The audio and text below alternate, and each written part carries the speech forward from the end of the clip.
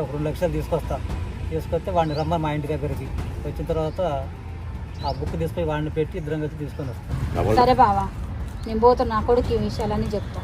నేను బ్యాంక్కి కాడికి ఎప్పుడు రమ్మంటే అప్పుడు వస్తా. సరే.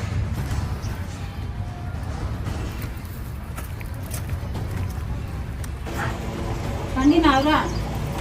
లేదమ్మా, మామయ్య దగ్గర పోయినా డబ్బులకు ఏమైంది? మామయ్య డబ్బులు ఇవ్వట్లే, ఏమి ఇవ్వట్లే నాన్న. మీ మామయ్య అసలు డబ్బులు ఇవ్వట్లే, ఎంత అడిగినా ఎంత ముట్టుకున్నా కానీ డబ్బులు ఇవ్వట్లే నాన్న. ఇంతకీ నా పరిస్థితి ఏంది మరి? మీ పరిస్థితి ఏంటంటే కాగితాలు పెట్టుకొని అందుతే అని ఎంత బతిలాడినా ఎంత చేసినా కానీ కాదు కక్కిసమని అంటాడు నాన్న. ఇప్పుడు నా పరిస్థితి ఏంది మరి? మీ పరిస్థితి ఏంటంటే మరి నేను పెదనాన్నకి అడిగిపోయినా, పెదనాన్నకి అడిగిపోయి పెదనాన్నకి అలా మాట్లాడినా. పెదనాన్న అడుగుతా అన్నాడు, ఆడ ఇలా అడుగుతా అన్నాడు. ఇవ్వకపోతే మరి? ఇస్తానన్నాడు పెదనాన్న. ఇవ్వకపోతే మరి?